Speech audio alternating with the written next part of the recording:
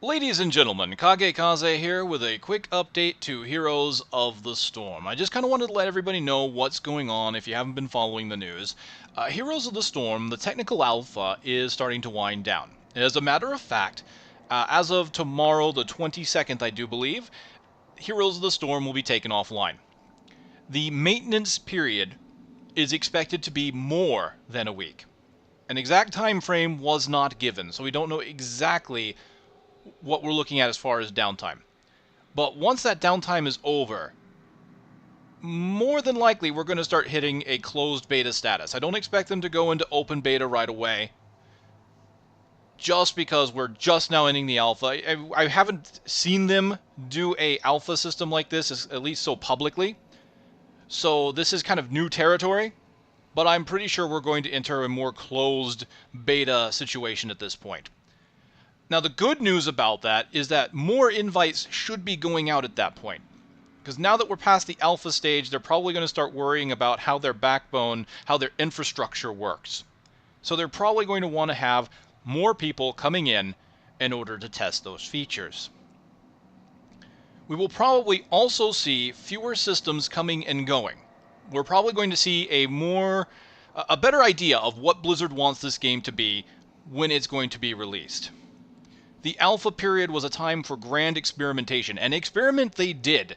I merely need to point to the artifact system to show that. That lasted for a week before they took it out. So we should probably see most of the in-game stuff, the features that are going to be there, coming this beta when they push that out.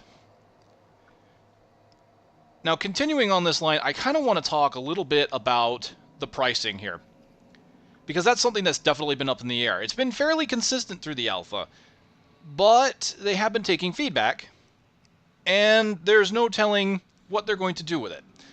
But specifically, I want to talk about Chen. Chen Stormstout. He was just recently released. Welcome back, friend. When he came out, and unfortunately I cannot look at his price in what he cost in dollars, but when Chen came out, Just got her washed. he was 15,000 coins. To put this into perspective, for anyone that hasn't been paying attention to the prices, the most expensive heroes are these right here, 10,000. Stitches all the way up to Regger. Every hero that has come out that was expensive was 10,000 coins. And that's a lot, especially considering a lot of the changes they've done to the way we gain coins. But it was still fairly reasonable. The fact that Chen was 15,000 seemed a little bit extreme, and I know a lot of people were kind of worried about, is this going to be a new pricing tier? Do we have to worry about that? I honestly am going to err on the side of, I don't think we have to. I think what they're doing is a system similarly to another game I've covered on this channel, Smite. For anyone that had played Smite in the past, especially in the beta, and I can't speak for it now because I haven't played it since it hit official launch status, but what Smite used to do when they released a brand new hero was make that hero more expensive than any of the others by a certain amount. And then when another champion, or god, whatever, came out, they brought the price of the new one down to everyone else's level, and then the new character just coming out would be the one that was more expensive. By doing this, they meet a little bit of supply and demand. It's a new hero. It's a character that no one's played before. Everybody's got access to the entire roster up to that point, right? Buying whoever they want. So a new character comes out, and they're all of a sudden the new flavor of the month. So what happens? A bunch of people want to buy that character. And so how do you prevent that to where everybody is that character now? Well, you create kind of an artificial paywall in this case. Demand is high, so obviously you can charge more because of the higher demand, and you will still get about the same revenue. Now, we're talking about virtual money here because we're only talking about the coins, the in-game money being a bit more expensive. The actual price in dollars, at least on Smite's end, was usually the same. If a new god came out, they were typically about the same price in gems compared to the other gods that were out.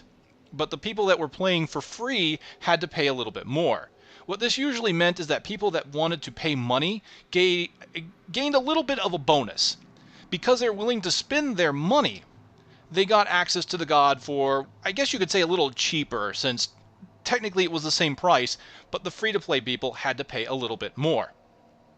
So what I expect, if they continue along this train of thought, is that we're going to see, in the next pushes, if they ever release a new hero, that hero will probably be more expensive than the others by a certain amount.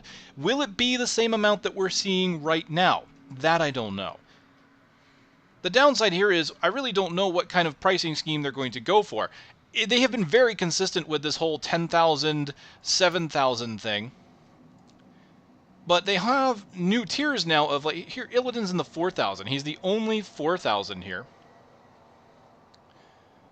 Let's go instead of price descending, actually, because that's a little bit of a misnomer. I apologize. So here we go, 10,000, 7,000. So it was usually around, I think, 10.72 or 10.42, but now we've got 4 tiers instead of 3. So you've got the 10,000s, you've got the 7,000s, and then it goes down to 4,000, and then finally down to 2.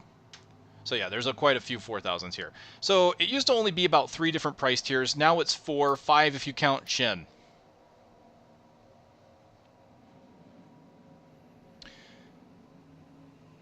So I wouldn't worry too much, because I saw a lot of threads on the forums talking about that when Shen first came out. I think that's just going to be a temporary price hike for a new character when they first come out, to try and prevent everybody from jumping on that hero right away, so that other people will play other heroes a little bit more to try and get the money they need to get to Shen, or to get to whatever new champion happens to come out at the time. There has been a lot of talk, especially because of that price scheme for Chen, though, about how quickly you gain money in this game, in Heroes of the Storm. And that is something I am a little concerned about.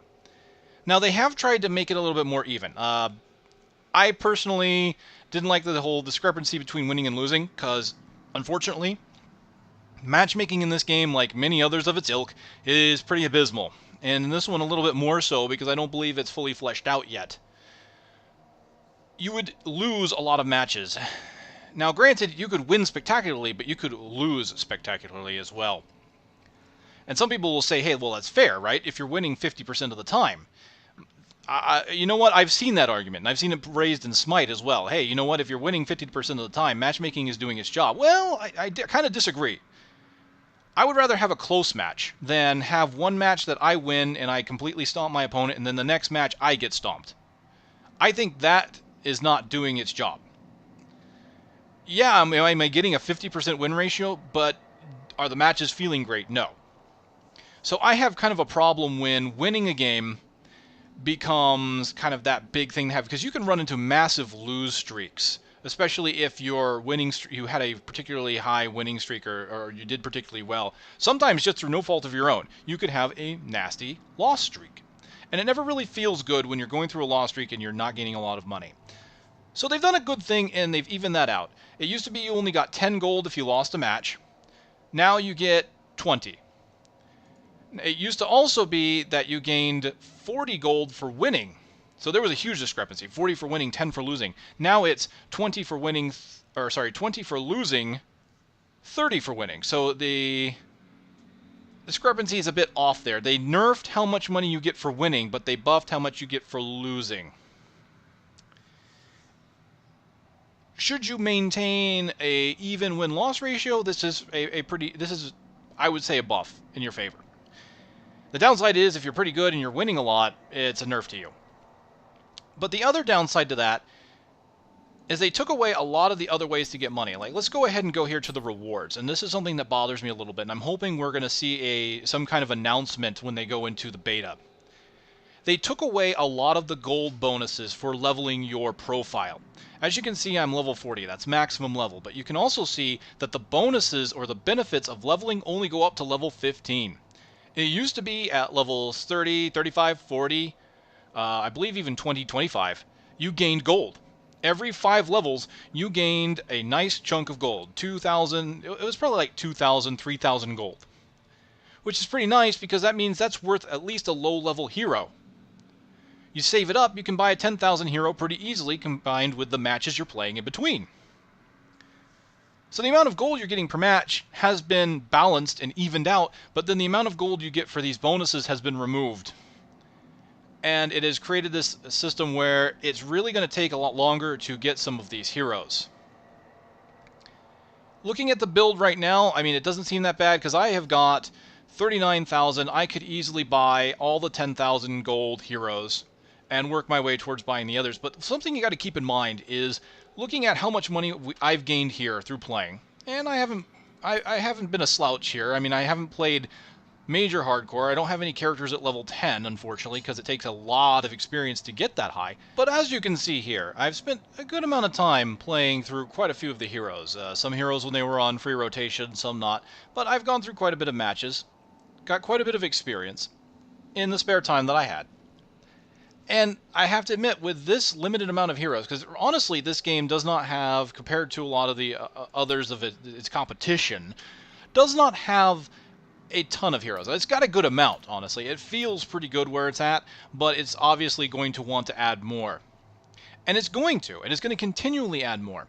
So I look at this and I'm like, okay, I feel like I'm in a good spot. I can buy a lot of the expensive characters, and I can earn my way to others. But the downside here is part of my gold is inflated due to some of the testing they did, and they gave me extra gold. So the downside here is, yes, I am concerned how long it's going to take to get some of these characters. What I liked about a game like Smite is that Smite offered a bonus pack to let you unlock every character for cheap. It was like $30, and you got the Ultimate God Pack, and you got not only every god that was current, but every future god. So you could actually sit there and say, you know what, I don't want to do this free-to-play thing. I want to just buy the game and continue to play it. I'm hoping that in the future, this bundle system will allow you to do something like that. The downside here is, I'm not entirely sure it will, because I'm not sure they will have a system in place coded for that. They might have a bundle that lets you buy all current characters, but you might not be able to do it for all future. Now, that might not be a bad thing, though, because if you have all the current characters and you play regularly, there's a chance that you're going to have a nice stockpile of gold by the time the next character's out. So that's probably not going to be a big deal. But I am, yes, slightly concerned with how long it takes to unlock characters, because that's part of the whole thing about this game, is that being able to play with unique characters, different play styles. This game is very good about having some very diverse gameplay between the heroes that it has released, and looking at some of the future heroes. I'm really looking forward to what kind of characters are going to come out. I just hope that it's not going to take me forever to kind of unlock them all and play them all, because that's what I like to do. I like to play different characters. I don't usually, as you could tell from my experience list, don't typically just stick with one for a super extended period of time.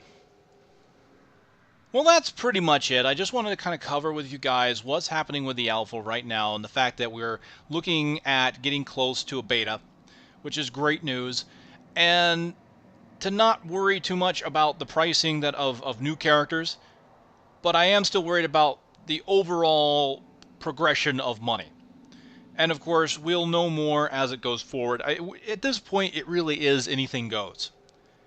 Any of these systems can change at any point. So, should we express our concerns about this? Yes. Yes, we should, because Blizzard wants that feedback. But should we say it's doom and gloom or swear off the game because of the way it is now with progression, pricing, and all that? No. By all means, no, not at all. It's good to let them know how you feel about it, but there have been some people that take it far to extremes about the way they do it, saying that, oh, this is the worst thing that... You know, this is an alpha, and they've done so many things that they've taken, they've removed and added. It's just not the right time to say that yet.